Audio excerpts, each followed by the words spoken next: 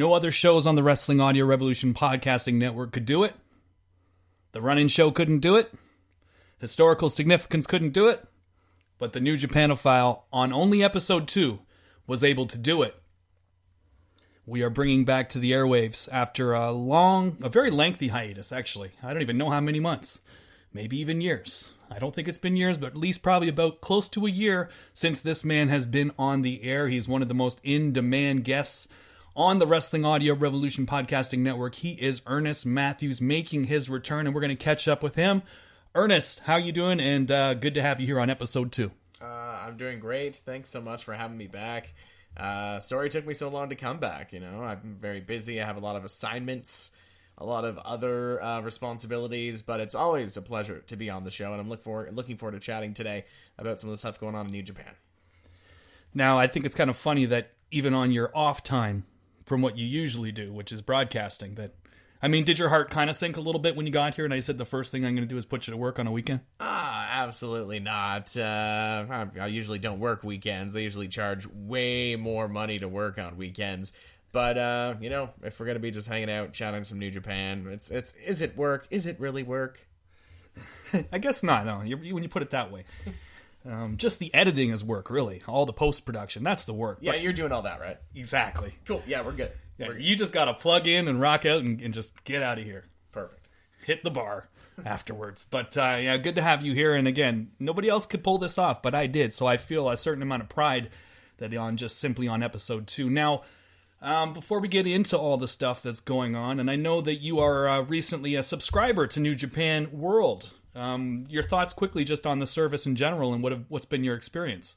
It's been outstanding to be able to see some of these matches that happened a few years ago that I didn't even know were happening, and to be able to watch it now, using the service, never had any problems with, streaming or whatnot. Right. I just use, my iPhone and just pair my iPhone with my Apple TV, and it works 100% of the time, all of the time, and it's outstanding.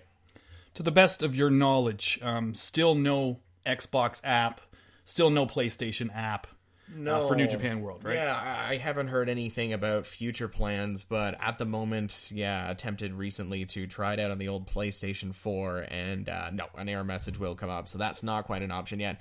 Hopefully, though, as New Japan looks to expand and maybe, dig some ground and get some fertile fields, if you will, in America, perhaps eventually maybe they'll bring up like an app that we can just watch the network through the app so that it's readily available here. That might be a good next step for them. I think so. We've got the NJPW 1972 site now, .com, which is the, I guess, full-on English site for New Japan, which I thought has been pretty great. Now, here's something for the people. Here's something that they may not know. Although I am the New Japanophile, and although I am the man that fills that void here on the Wrestling Audio Revolution Podcasting Network, for the Pubaresu, most importantly and most specifically New Japan Pro Wrestling, which is the hottest and greatest promotion in the world. Are we in agreement on that, first of all? Yes, we are. But, what people may not realize is that we are now about a month and a half removed from Wrestle Kingdom 11, and I did not watch this show live. I had to work 2 days straight after that. I had all kinds of other stuff. Much like Ernest Matthews, I have my own non-wrestling commitments that bring in the money and feed my baby and feed my wife. So I did not watch Wrestle Kingdom 11 live. I actually avoided the spoilers for about 48 hours and sort of watched the show as much as I could, with little pockets of time that I had. But you, on the other hand, you freak, you, on your recently subscribed New Japan World subscription, you watched the show live. What time did that start? Was that about 1:30 that you started watching wrestling, or even earlier? Yeah, 1:30, 2 a.m. roughly was what it was. I tried to kind of go to bed before, but I was just way too excited. I think I did manage to fall asleep for maybe like 45 minutes. Wow. I tried to go to bed at like 8 or 9 o'clock to go to sleep to just be less hurting during this event.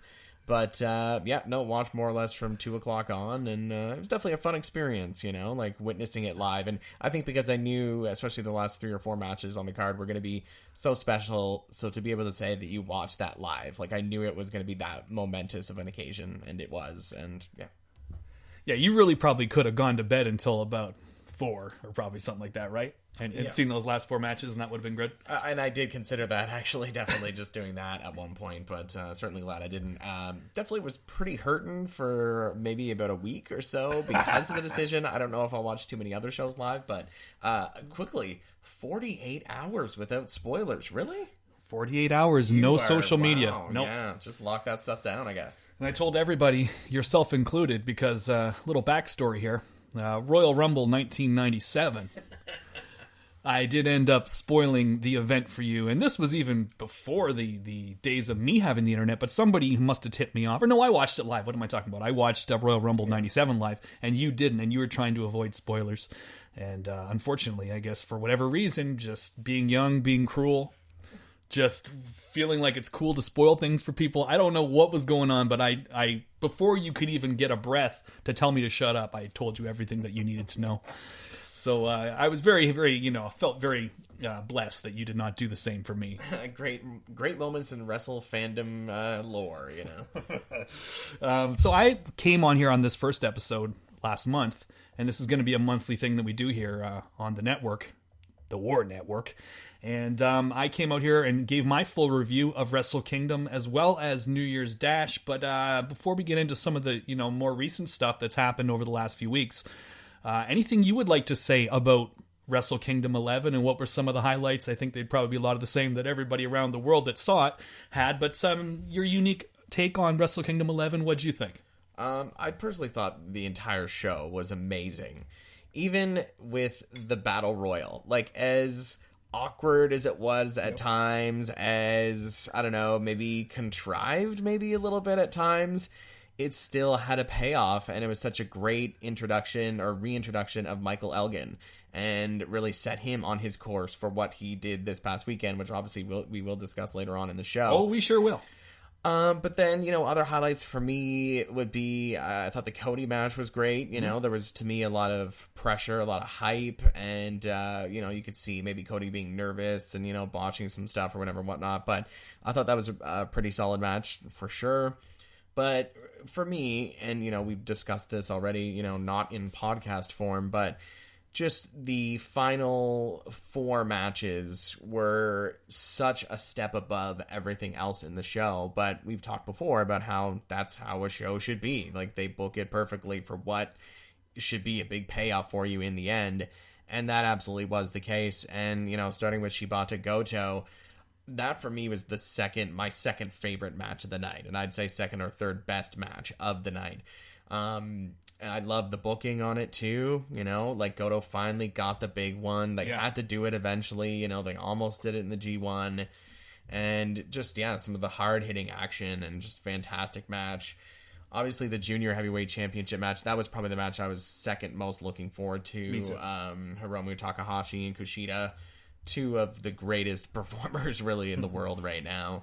And it didn't disappoint. It was everything we hoped it would be, and I love the title change. I think Takahashi is like the hottest star in that division right now. So, give him the ball, let him run with it. Tanahashi and Naito, obviously classic, kind of what we expected. Yeah. You had your own little issues with that. At that point, watching live, I was fading a little bit at that point, so I didn't really get to experience that one with the same amount of enjoyment as the other matches. And then the main event, obviously, I just agree with everything that's already been said about the match positively. I can't believe there's still wrestlers coming out and trying to say other matches are better and all this stuff like that. Like, first of all, who cares? Like, just let it go, like, whatever. And I'm sorry, there's just that match. There's no argument against that match, So everything that's been said about that is incredible, and I can't wait to see Kenny again, and I can't wait to see Kenny and Okada again. But it was just a great show. I'm a huge Kenny Omega fan, so I think maybe I was so tired watching it live that, initially the fact that he didn't win, I was a bit disappointed with. But I knew it was just building to much bigger and better things, and obviously it has. So a fantastic show, and I'll probably mention this 8 more times today, but just the fact that we're only at February 18 or whatever, and we've already had this many quality matches, it bodes well for the rest of the year. It certainly does. Now, the way things were left on episode 1 of the new Japanophile was Kenny Omega was taking the time away from Japan. He was going to reevaluate his career and all of his options, and there were people that thought for sure that means he's out of here. because he didn't win at Wrestle Kingdom, and now he's saying he's leaving Japan to think, basically. I think a lot of people thought he's done. WWE's going to make a better offer. It's WWE. You don't turn them down. If they want you, you go. Yep. And that's kind of the way I think a lot of people just feel, just as a blanket sort of statement. People just think if WWE wants you, you're gone.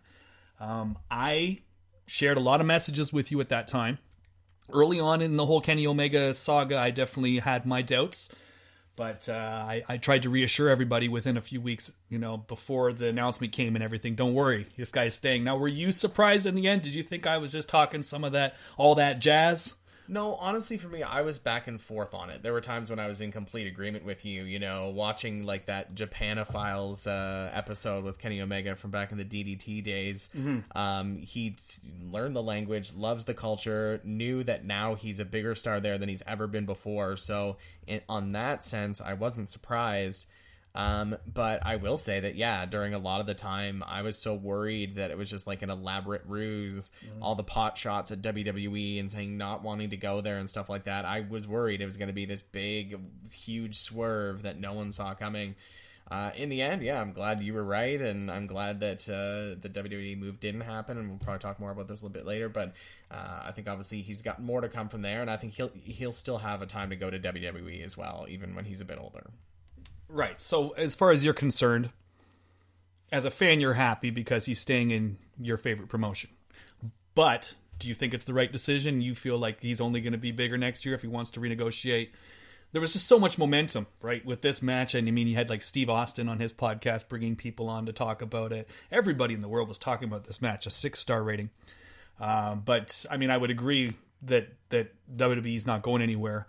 And, you feel as though he made the right decision too? Yeah, and keep building that rep up outside. Yeah, it seems like the new, famous age to go to WWE is like 37, 38. So I think he's probably just banking on that and still making some pretty nice cheddar from that. And but I think he just seems to love wrestling so much and consider it such an art form and such an athletic, competition that he knows he can do it to the best of his abilities and with other people doing it to the best of their abilities in Japan. And I completely agree. Can't have too many matches like that, though. Yeah, every now and then. Got to space those bad boys out. Now, before we get into some of the other stuff that's gone on, I mean, I talked about Suzuki Gun coming back on New Year's Dash. We'll get into that because that plays a big part in the 2 New Beginning shows, both from Sapporo and from Osaka, and specifically the Osaka show. Fucking Wrestle Kingdom-esque, almost. Yeah. In the match quality there. Wrestle Kingdom 11.25. Yeah. But before we do, we're just going to sort of take a little bit of a side tour here and just talk briefly about, there's a lot of passings, a lot of legends. Chavo Guerrero Sr., who, had a career in New Japan as well. And I was, quite happy to see that they put up something for him on New Japan World. And they've put the 2 matches with Fujinami there, which I believe were actually for the WWF light heavyweight title back many, many years ago. Also, of course, I've heard conflicting reports. Nicole Bass is dead or Nicole Bass is on life support. I don't know which is true, but either way, it's, another sad story there. We had Ivan Koloff, another legend who just passed away as we're recording this today. He just passed away this morning. So another legend, the guy that beat Bruno Sammartino, in the height of Bruno mania. And supposedly a really nice guy. So that's a sad one as well. But I think the one that resonates the most with us, just because of how we came up, what we would watch, growing up as kids, would be George the Animal Steele. Did you want to just share any thoughts about George? Any of your memories growing up of watching George Steele? I mean, certainly one of the more memorable characters of that era. Yeah, I guess the 3 for me would be, first of all, that I think he was our 3rd or 4th ever rubber figure that we had in our collection. And so that was a pretty big one.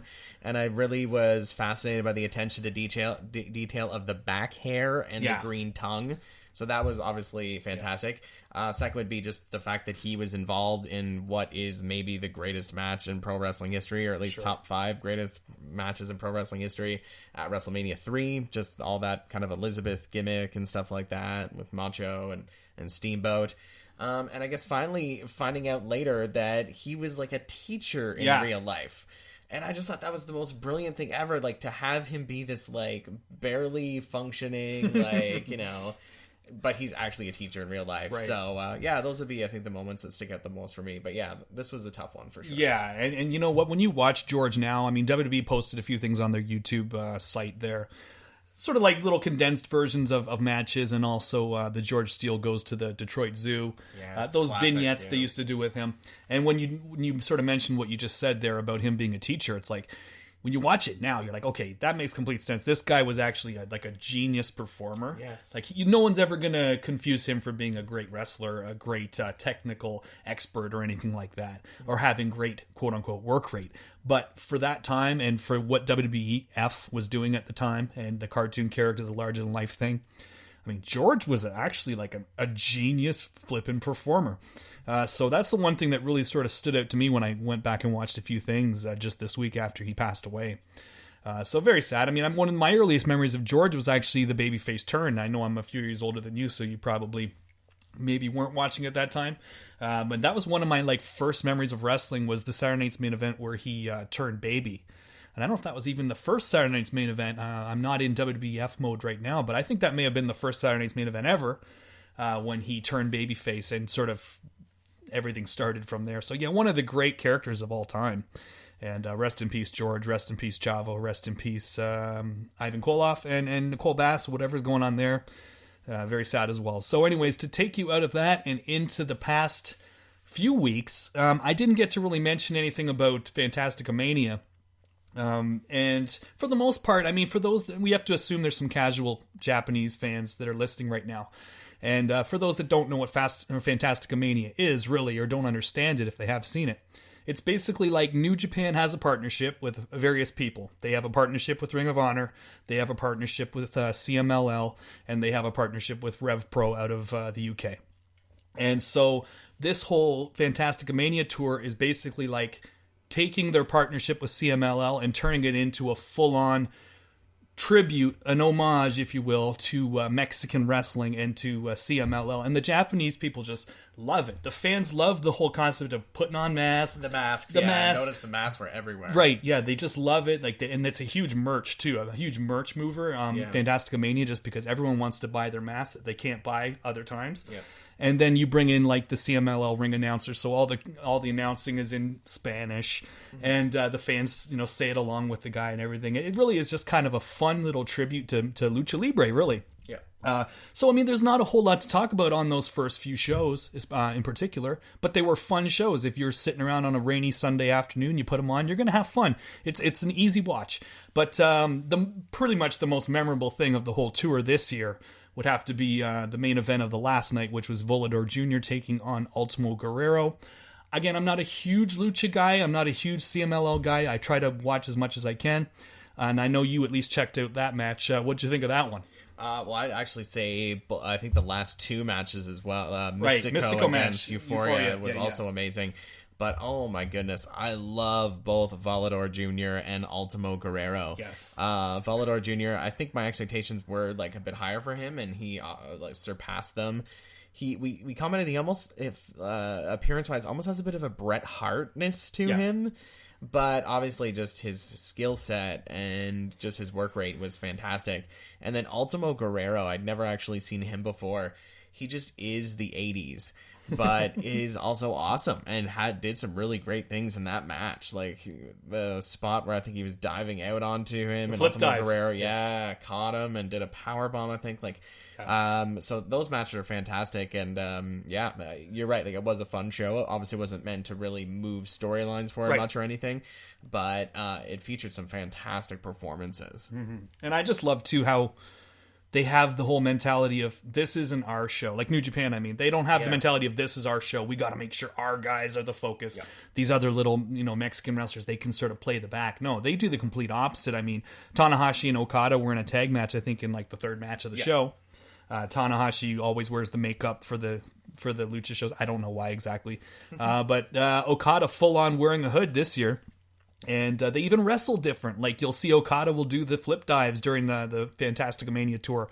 Tana will do a bit more of the lucha rolls and stuff. It's awesome. It's great. And like you say, I mean, that match, and in particular, like, what I love about it, and this is really what you'll see in a lot of Lucha Libre, but in particular with CMLL, which is far superior to AAA in my opinion. AAA is a lot more Americanized, a lot more just gimmicky, and a lot of shitty wrestlers too.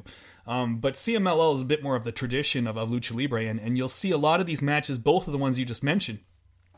You'll have the smaller guy he's like the what do you call it, like the spectacular guy. Yeah. He does all the spectacular stuff. Then and he's like good looking. He'll be a good looking guy, or in the case of Mystico, like flashy, nice gear, like nice to look at, good body, right? And then you'll have their other, like the heel wrestler will always be the opposite. He'll be like chubby. Not a whole bunch of awesome offense necessarily. He doesn't have a bunch of really cool moves, but he's a really good base. Like anything you want to do on him, he'll make it look good. Yeah. And that was like with both those guys, but particularly Ultimo Guerrero. And I also love in Mexico, I mean, it's not a thing in 2017 to have like a dry spike on top and a full-on just flow. And there was like no blending either, if you notice. Yeah. Spike, flow. Yeah. And you don't see that anymore, that's for sure. So yeah, no, it's great to see those guys, and I look forward to seeing more from them. And like you said, I mean, with Volador and with Mystico and those type of guys, I mean, to do a top rope springboard hurricane run into the outside is about as common as doing an arm drag.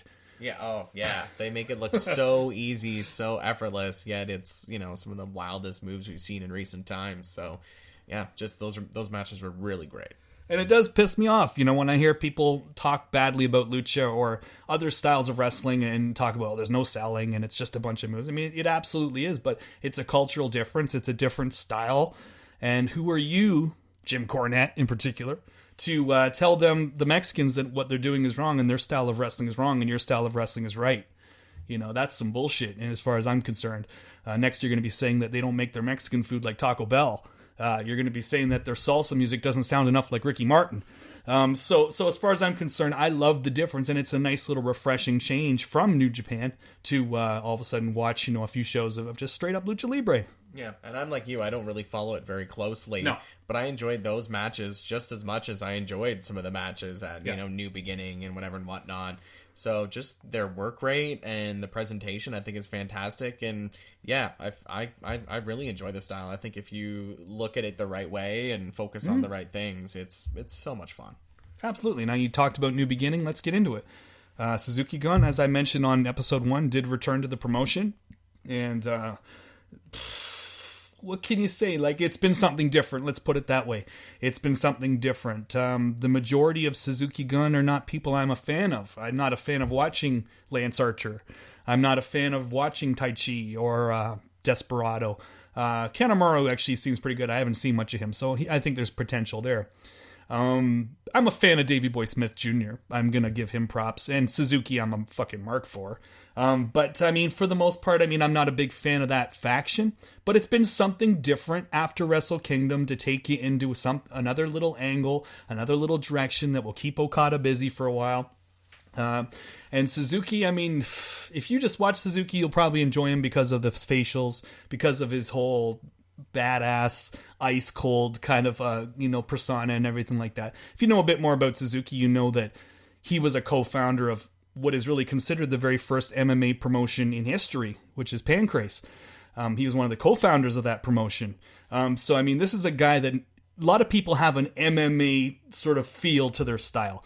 Very few can say that they were actually instrumental in the creation of MMA. And this also saw the very first appearance of Don Callis and the new commentary team of Kevin Kelly and Don Callis. And I know I'm a Don Callis mark, but I know that he did say he literally got like 10 days to prepare. He got the call, 10 days later he's there. So not a lot of time to prepare there when you have a real job too in the real world. But what have you thought so far about the new commentary team? Yeah, it's been a really great team. Room to grow. Yeah, room to grow, absolutely. But I think he just sort of brings almost sort of to me a bit of an older school feel to it. Like it almost feels like I am watching ECW again. Mm-hmm. And obviously there's, similarities in style of matches as well. So I think it kind of feeds on that. But I think it's been a pretty good team. And Carino, I don't think he was anything too special. He did have some good calls last year, like in the G1, stuff like that. So, he'll be missed, I guess. But, they're still got a pretty solid crew. Yeah, like the way I would explain that, Carino was a great fit because of his knowledge of Japanese wrestling. He's had so many tours of Japan. One of the most, in terms of trips to Japan, I think he's like of modern active wrestlers. he's got to be up there with the most. I mean, he's been there a lot. He's lived there. So he has this knowledge that neither Kelly or Cyrus had about Japanese wrestling and the history of it. What he doesn't have is like a smooth delivery. That's what I've always thought about Carino. I've never really found him to be particularly smooth or polished. Whereas Don, I think, is very smooth and polished, but doesn't have the knowledge. Kevin Kelly is just solid. That's the only way you explain Kevin. And that's kind of, when you go back and watch old WWF, and when he was there, same thing. I mean, he was never bad. He's not a guy that's going to knock your socks off, but he's solid and he gets the job done. So anyways, I guess the big focal points of the Sapporo show, which is always a sleepy crowd too. I think that had a lot to do with it, not just the fact that the 3 matches on Osaka were so much better and just so much more energy, but I mean the crowds are so much different between Sapporo and Osaka. So the 2 big matches would be Goto in his first defense of the never open weight title against, of all people, Juice Robinson, who everybody knows I've never been a big supporter of as far as a talent. I think it's cool what he did, the fact that he left NXT on his own and didn't get fired, but actually asked to leave. And that when Fujinami was being inducted into the Hall of Fame for WWF or WWE, he actually, Tiger Hattori was there, and he actually approached Hattori and said, "Can you get me in?" So this guy kind of risked everything to go down to Japan and try and give it a shot. And he told them, "I want to live in the dojo." They're like, you don't want to live in the dojo. You're okay. No, I want to live in the dojo. So he's really tried to do everything right, and I got to respect that. But as a talent, and specifically to look at the guy, I always thought he would be like the guy on American Idol with the dreads, like the white guy on American Idol with the dreads. Yeah, or Big Brother or something. Yeah. But this was really a coming out party for Mr. Juice Robinson, and not what I expected at all. I think most people figured this was going to be Goto beating the hell out of Juice Robinson and pretty much a squash.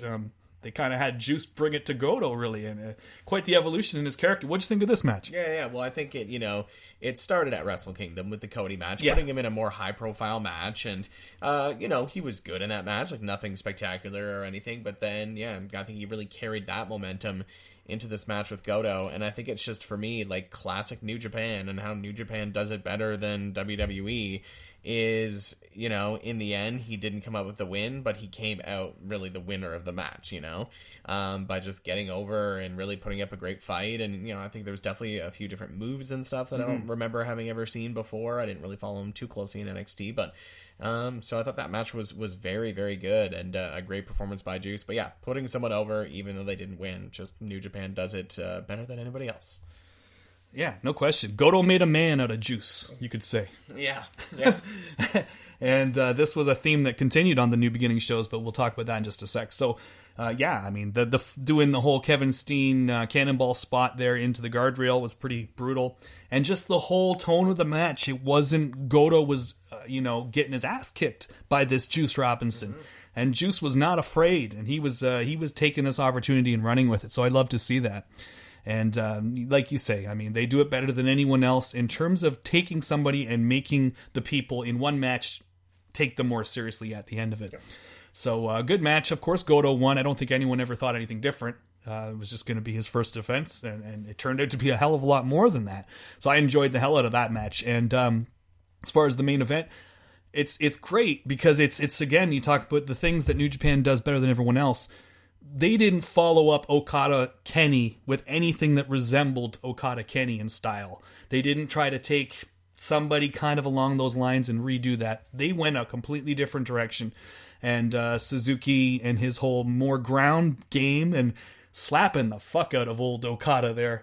And it was another one of those sort of character building matches for Okada in terms of just, don't forget, this guy's tough. This guy can take a beating and give it right back. So a long match. They've seemed to be really getting into doing a lot of these long matches. Even the Elgin and Naito match we'll talk about. Very long. Maybe for some people that like the wrestling wrapped up within a half hour, they're not going to, they're going to sort of lose interest. But I like these long world title matches, and I think that's where they belong, in the main event with the world title. So your thoughts? Again, a very different match from Wrestle Kingdom 11, but I thought another great one for Okada.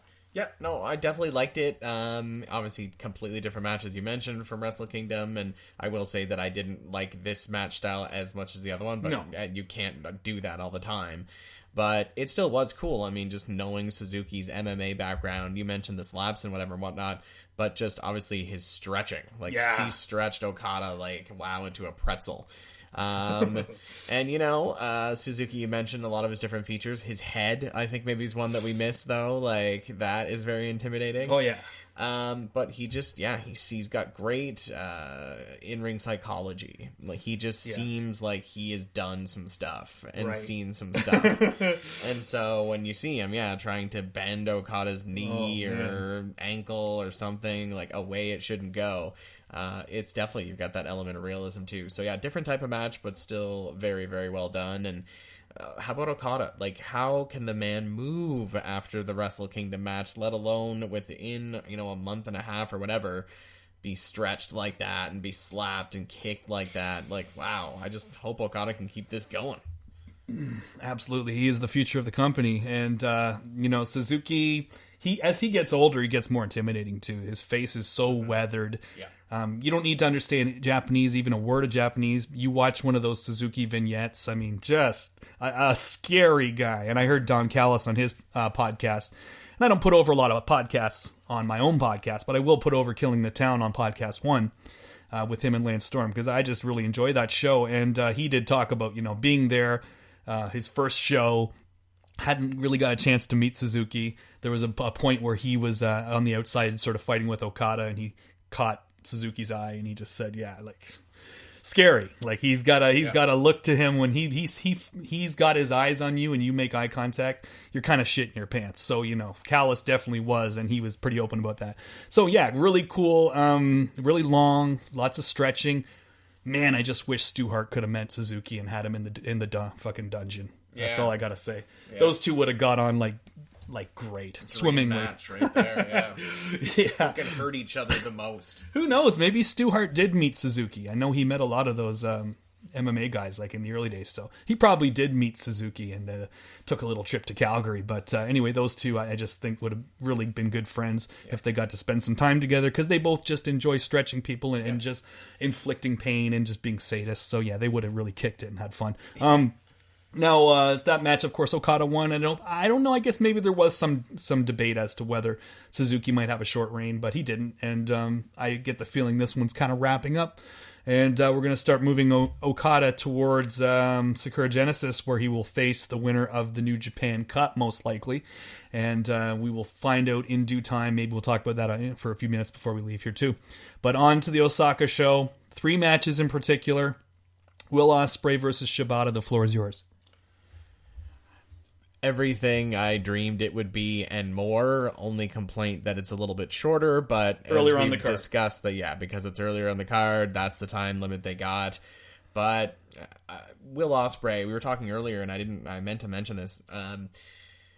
We talk about different styles of wrestling and say, like, who's the best wrestler? Well, what style?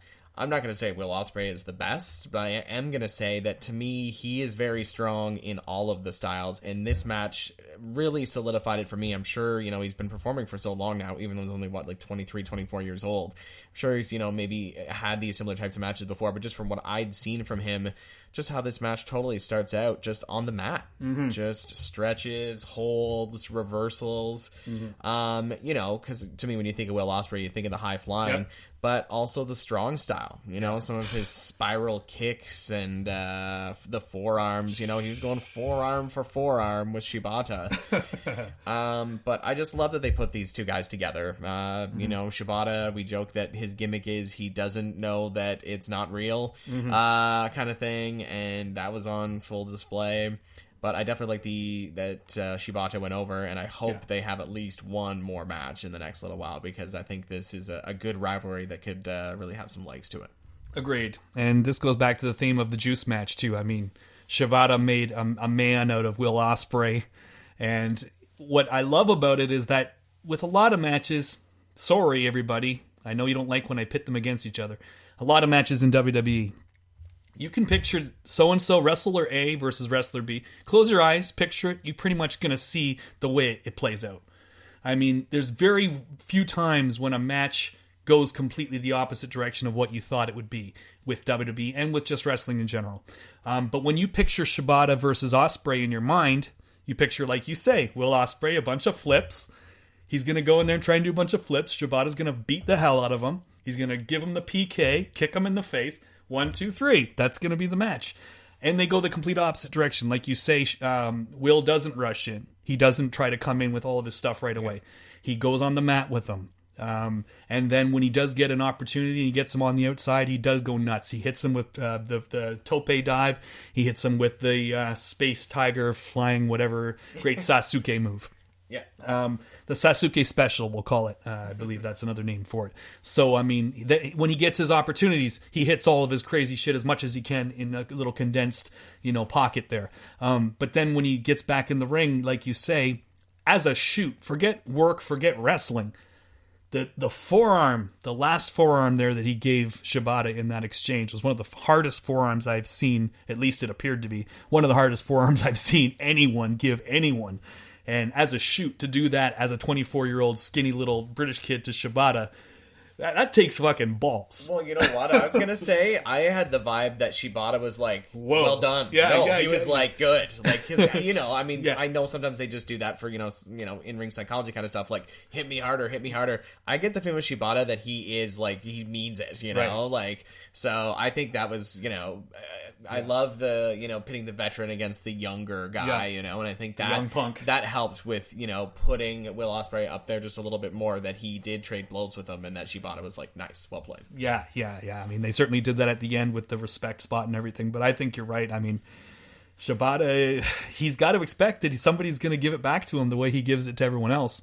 And the interesting thing about his style, too, with Shibata, like, people talk about him like all he does is go out there and beat people up and kick them in the head and just, it should be, banned what he does. But there's obviously an art to it, because if you look at his opponent, never bleeding, never swollen, never missing teeth.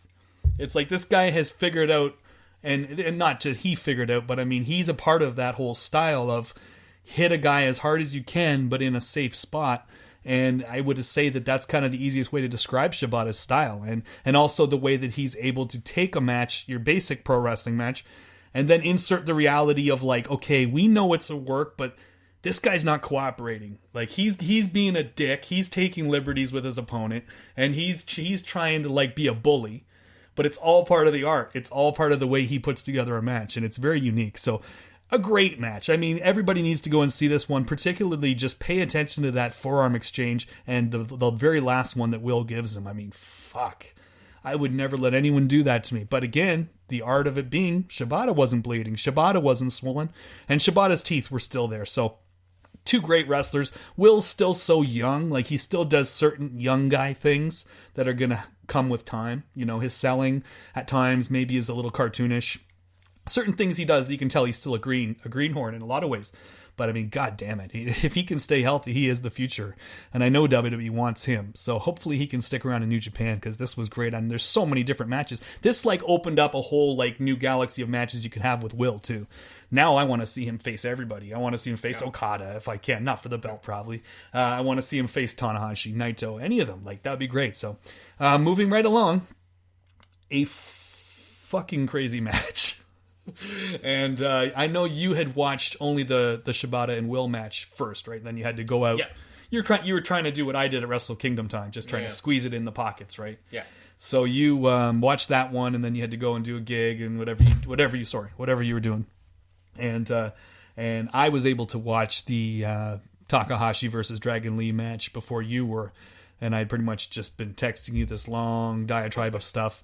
And one of the things was, I just woke up the baby. I fucked up. And that was all a shoot, 100%.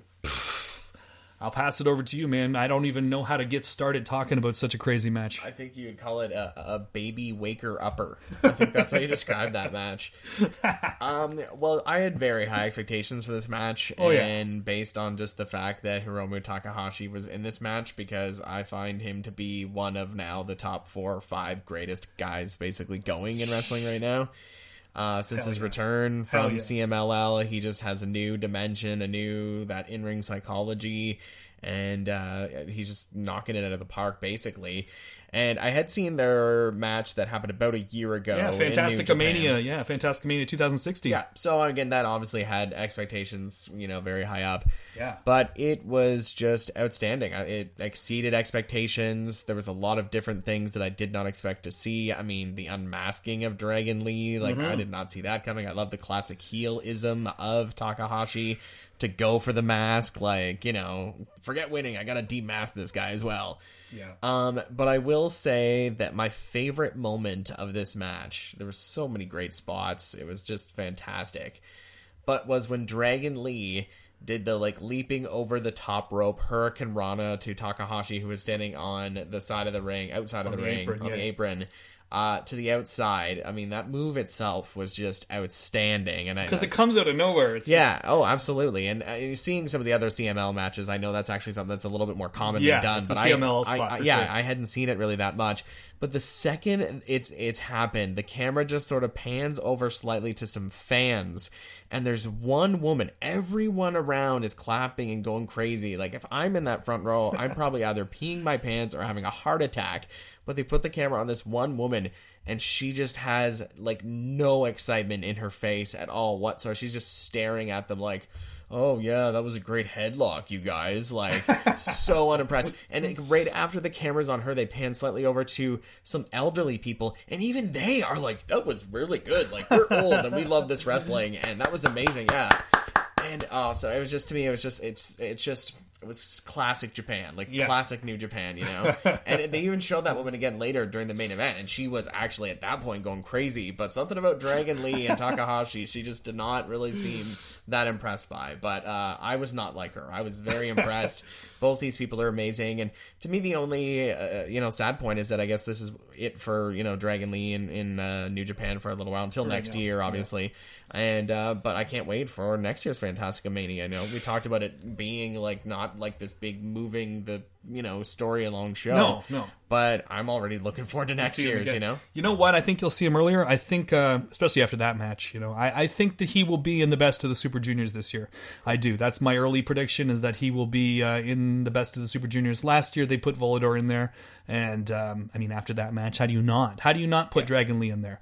And also he's been doing some stuff with Ring of Honor, so fingers crossed there that when we go to the shows in May, which we're gearing up, we're not too far away. We're gonna hopefully maybe see him, but definitely Takahashi. These guys never get blown up. They work so damn fast, and they have these spurts of just this frantic energy.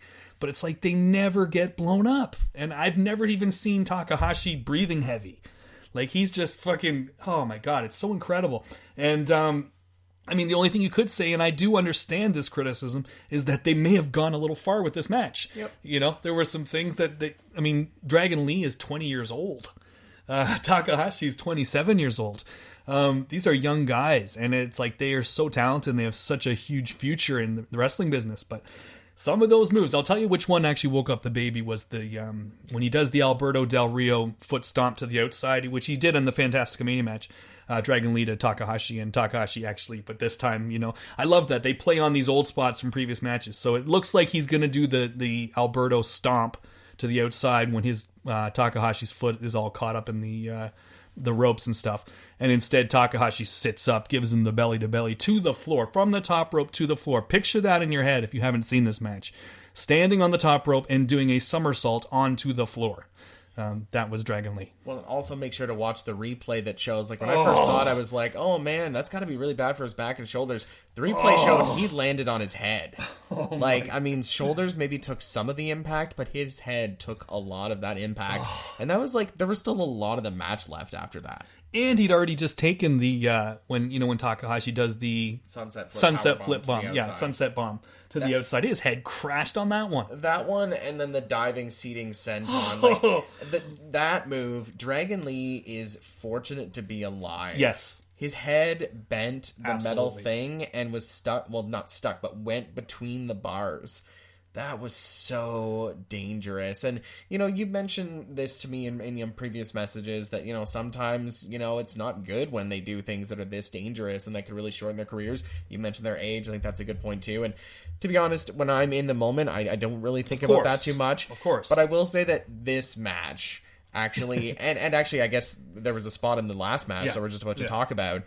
made me kind of think a little bit more about that, that as cool as it is to see, it's not a video game. Maybe there's certain things they should try to avoid so that they can do this longer and have a productive life after. I just think these guys were in Osaka and they were, semi-main, and they knew that they had to go out there and just tear the house down. But this was one of those ones, and I'm like you, for the most part, I don't think about that shit. But this was one of those ones that jarred the senses a little bit and definitely took me out of my comfort zone at times. And, it didn't even stop there. Like you say, in that seated senton, go back and watch that one. And Okada is at ringside. Did you notice this? Yeah. Okada's at ringside for the commentary. And as he sort of hits and Dragon Lee's head smashes into the railing, you just see Okada flinch like a little girl. Yeah. Just, ah! Like, it was that ugly. And it looked that ugly on TV, but you can imagine how ugly it looked, right in front of you. I will just quickly say, to me, underrated match. I think it should have been like a 4.75 or like a 4.5. Like, what did it get? Good. I thought it only got like a 4 or a 4.2. Yeah, I could be wrong. Oh, yeah. Dave didn't. I think Dave said because of the danger stuff, he didn't. It took him out of it. He didn't like it that much. So that probably is right. That's absolutely insane, though. That match was incredible. And anyways, moving right along. Of course, Takahashi won. I don't think anyone thought anything different. But that's one of the unique things with some of the matchmaking they do is the finish, the result before you see the match, but you're so interested to see the match. I was so excited for that match, even though I knew who would win. Oh yeah, well that was the match I was probably most excited for. Oh yeah, yeah, absolutely. And we had said Shibata Osprey, Takahashi Dragon. These were like the ones we were like drooling over. This is the card, and then we'll have Naito and Elgin, and bet that'll be solid. But there was no excitement. From me, anyway. Not to the level of those other two. No. I mean, I thought it was still going to be a pretty darn good match. Another solid, a solid main event. And the main events for New Japan are always solid, so we knew it would be that long, main event style IWGP Intercontinental title match. Completely blew away expectations, though. This match, you saw this one before I did. Kind of funny, yeah. Like, I saw the Takahashi match before you did, but you saw the Elgin match before I did, so... We're just trying to fit this stuff in wherever we can, folks, and trying not to spoil it for each other. And again, thanks to Ernest for not giving me a receipt from Royal Rumble 1997. He did not. He just said, watch the match. It was incredible. I want to know your thoughts. And my thoughts were it was incredible. Elgin is just way over-delivered. He's really just sort of fallen into this role of being the big, white... muscular power wrestler, which always gets over so well in Japan, whether you're talking Scott Norton, whether you're talking Dr. Death. I mean, these guys are gods because of the fact that they're big, white, and they do suplexes. And Stan Hansen, and Stan Hansen, always gets over. Yeah, people forget how over Hogan was, my God. And the axe bomber finish as opposed to the leg drop. But this was a special match, and you had really talked to me afterwards that you thought, this was, without a shadow of a doubt, the match where you really sort of opened your eyes to... You always liked Naito, but this was the match when you're like, okay, tippy top, very top of the pile in terms of best guys out right now, and especially in the company. Yeah, I mean, even just looking at the order of matches at Wrestle Kingdom, he was the B guy. The A guys were Okada and Omega. But I would say that two of the best, probably 3 matches of the last 10 months was, to me, Naito and Kenny from the G1, and then this Naito-Elgin match. And yeah, you're right. Like, the first time I saw the Naito-Elgin match, after watching it, my initial reaction was that, yes, Naito is obviously just as good, if not better, than Okada, and is an A guy with Okada, Tanahashi, Kenny... and he just proved it again in this match, just for his ability to win the match, yet completely put the other wrestler over. The crowd was going nuts for Michael Elgin. He got so many great moves in, came so close, yet Kenny just came out in the end, Naito just came out in the end. And I think it's just so fitting also of Naito's gimmick. Like, he's just like this weird jerk kind of guy that he gets beat up almost the whole match, and yet, darn it, he somehow pulls out the win in the end. So that's kind of how I felt after seeing it the first time. But after talking to you, after you had kind of seen it and watching it a second time, that it was really so much about Michael Elgin. Yeah. That it was all about putting him over, and his performance. he just clearly took it to another level, and it was a classic. I think it is a 5-star match. I hooted and hollered watching this match, for me, actually more than I did the junior heavyweight championship. And even you had company too for this match. I was just gonna say, even my girlfriend was in the room with me at the time and just thought like, okay, well, this must be over now. And was like, oh, like the near falls were kind of freaking her out too. So just spectacular. And again, I just can't believe that this quality of a match is happening like 1.5 months after like their WrestleMania, and that it's only February and we have so many more great matches to come. And so many more big shows. Like, that's the thing. And then I guess the next big one, of course, Naito won. I didn't anticipate Elgin would win. Again, I pretty much knew the finish there, I thought. You know what? I didn't. And that to me is another reason why this match was so brilliant. Like, they really led you to think that this is Michael Elgin is getting the belt back. He's, getting vengeance for the eye injury or facial injury. Yeah. Orbital bone. And that it was going to happen. So, yeah, I think that's a testament to me for this match that, I figured Naito would probably keep the belt, but watching the match, I had no idea because I hadn't got spoilers. And no, you're right. And they've done a lot with Elgin lately. I mean, he won that ladder match with Omega too. I mean, like, he's had big wins, and I mean, he's sort of been positioned as like Tanahashi's big white buddy. Yeah. So I mean, he's right up there. He's right up there in the mix. And I just think it's crazy that 2 years ago we saw that match that the crowd shit on at the Ring of Honor show that he had with Gato. And I kind of knew the background going into that he's trying to get into Japan. He's hoping this tour will get him into Japan. Here he is wrestling the Booker, and they have this match. I'm like, he ain't getting into Japan. He gets into the G1. Everybody scoffs, myself included. Oh, Michael Elgin. There's so many people. You should have brought Roderick in. You should have brought Lethal in. You got this list of all the ROH guys you should have brought in, but god damn it, they're just bringing in Michael Elgin. And then ever since then, he's just completely exceeded all expectations and completely reinvented himself. And he's always wanted to be in Japan, and he's killing it right now. And even like I don't know if you watch, do you watch like the packages leading up to the matches too, or? For the most part, yeah. I thought the package with him and Naito was really good at getting him across too. Like, he just kind of, the promos have always been a problem with him, but they do their packages in a way where it's more just like real conversation being cut up. Yeah. And I thought he came off like just a good dude, a good old like local boy, right? So to hear Don Callis also say, this isn't Oshawa, Ontario, but it's definitely a hometown crowd for Elgin. Yeah. Yeah, and I did not expect that. I was very surprised, but that added to the drama of the match. Yeah, so that was that, and go out and see these 3 matches, ladies and gentlemen. They were barn burners, particularly the last 2. But, I mean, for an undercard match, especially Shibata and Ospreay, I mean, you're not going to get any better for its position on the card. So we're just about out of time. I think we're going to be getting out of here. Just one final thing. They did release a poster for the New Japan Cup. Dave Meltzer was emailed this poster himself and did say on his radio show, Wrestling Observer Radio, that it did feature not only Kenny Omega, but another name from the past, another familiar face, Kota Ibushi, will be a part of the New Japan Cup. He's been hanging around the company for a while, wearing a stuffed animal on his face.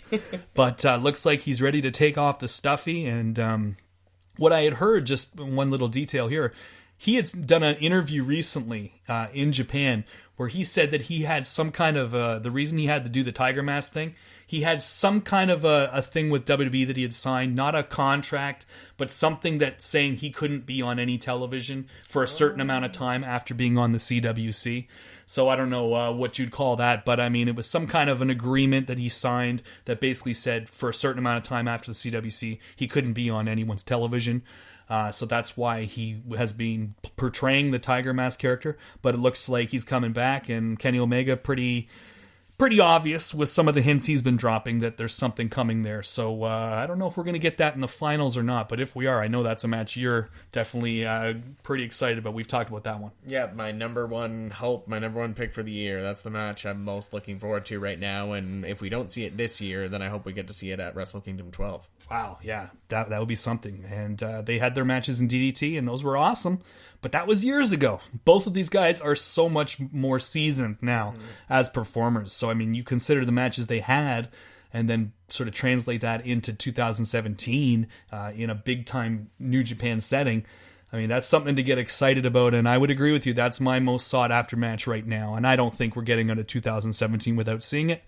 So that's that, ladies and gentlemen. We pretty much caught you up with everything going on with New Japan, and we'll be having the New Japan Cup next month, and I'll be back to talk to you about all that. Ernest Matthews, great catching up with you. What's the plan for the rest of the weekend? You got a lot going on, or what? Work. You know me. Work, Always work. Going to work.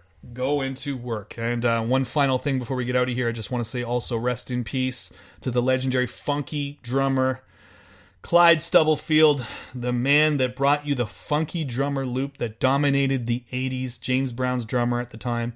And it's one of those loops that you always just kind of assumed was made with a synthesizer or made with a sampler. And no, that was really a real drummer, and his name was Clyde Stubblefield. And just one of the funkiest and steadiest and most in-the-pocket drummers of all time. And I want to say rest in peace. Very sad to hear that he's passed away. So rest in peace, Clyde. And we're out of here. From myself, from Ernest Matthews, this has been the New Japanophile, Episode 2.